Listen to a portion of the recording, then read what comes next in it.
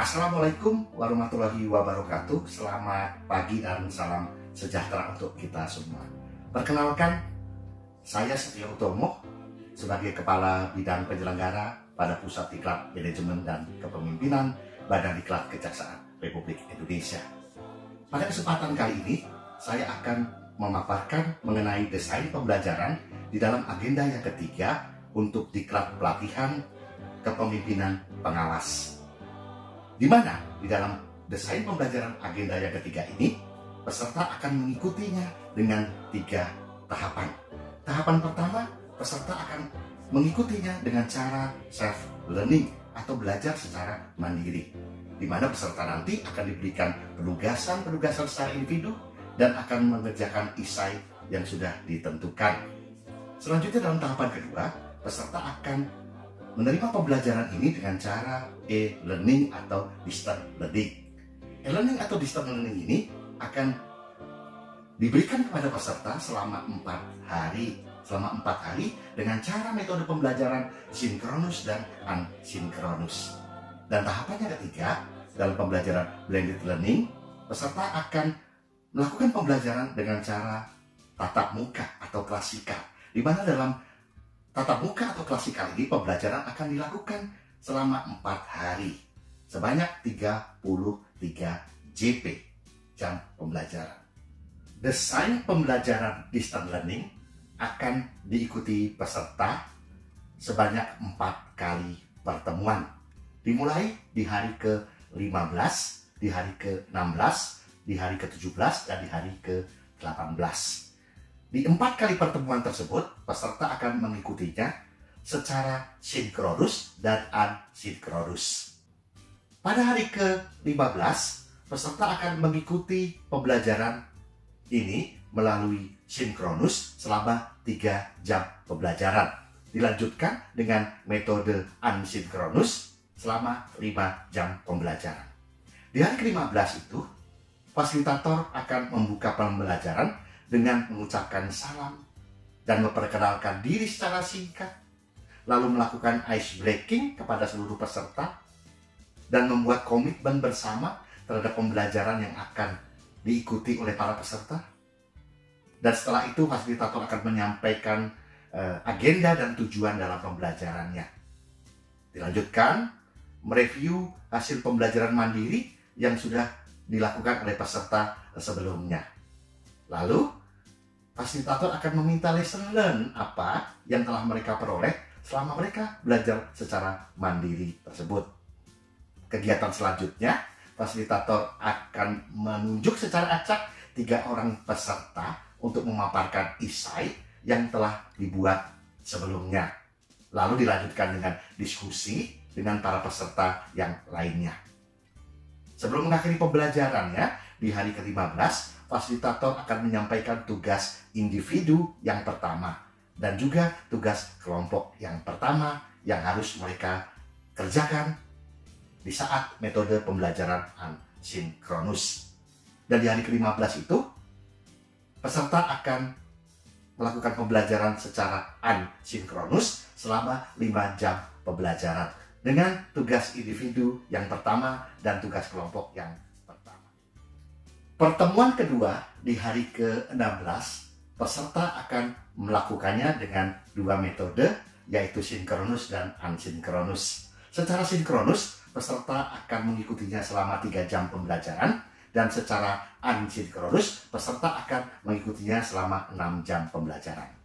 Di pembelajaran sinkronus, fasilitator akan memulainya dengan menyapa salam kepada para peserta, dilanjutkan dengan doa. Lalu fasilitator akan melakukan sebuah permainan atau game untuk memancing reaksi dari para peserta. Setelah itu akan dilanjutkan oleh fasilitator dengan meminta peserta 3 orang untuk memberikan pemaparan terhadap esai yang sudah dikerjakan sebelumnya. Lalu meminta pemasukan dari para peserta yang lainnya.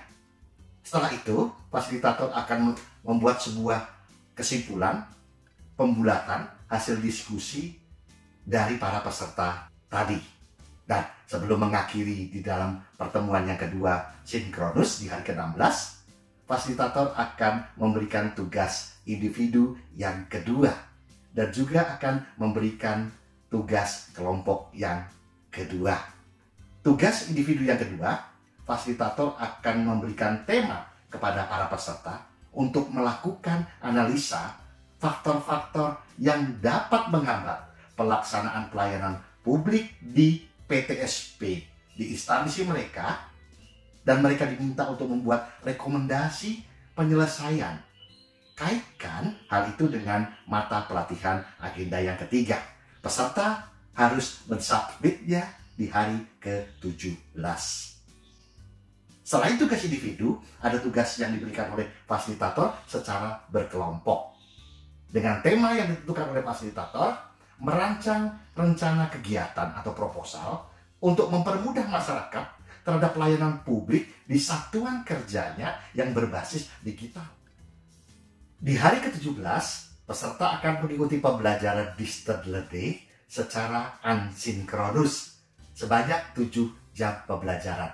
Di mana di pembelajaran hari ke-17 ini, peserta diminta untuk menyelesaikan tugas-tugas individu yang kedua dan juga tugas kelompok yang kedua yang telah diberikan oleh fasilitator di hari yang sebelumnya, di hari yang ke-16.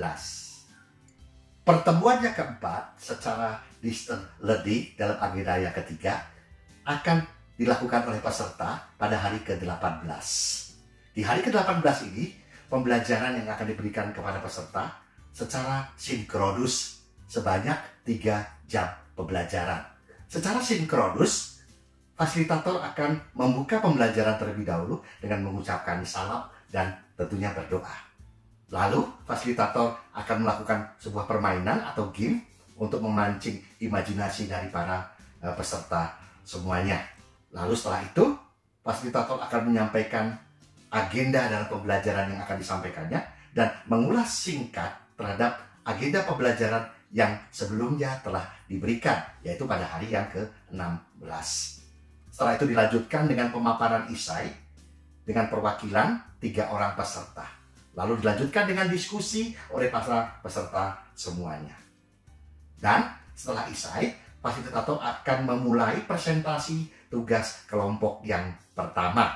Perwakilan kelompok akan dipilih secara acak oleh para fasilitator. Dan setelah itu dilanjutkan dengan presentasi tugas individu yang kedua. Juga akan dipilih secara acak oleh fasilitator. Dan pada akhir dalam pembelajaran sinkronus di hari ke-18, dilakukan pembulatan atau kesimpulan hasil belajar dari fasilitator. Dan diminta feedback dari para peserta, lesson learn apa yang telah mereka peroleh selama pembelajaran sinkronus di hari ke-18. Lalu pembelajaran diakhiri dengan ucapan penutup, salam dari fasilitator dan berdoa. Desain pembelajaran klasikal.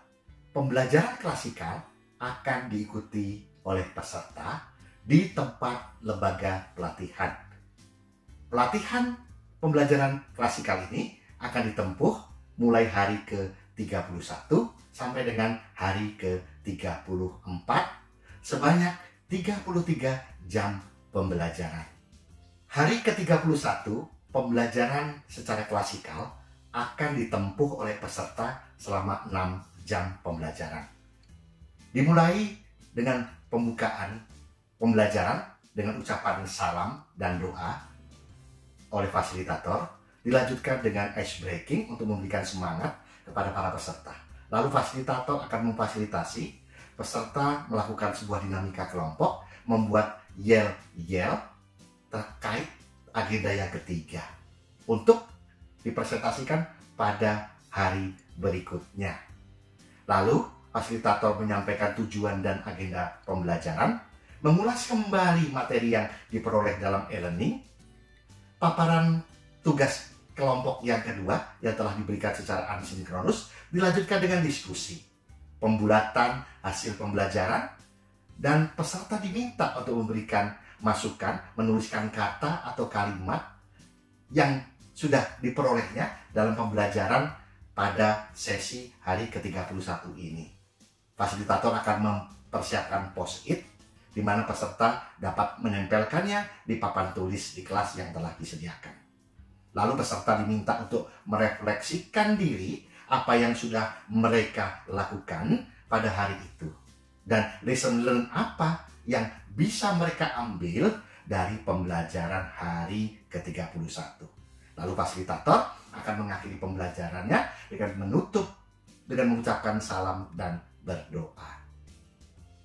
Pertemuan klasikal yang kedua di hari yang ke-32, peserta akan mengikuti pembelajaran ini selama 9 jam pembelajaran.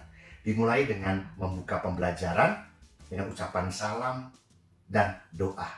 Lalu melakukan ice breaking dari yel-yel peserta yang telah diminta oleh fasilitator di hari sebelumnya.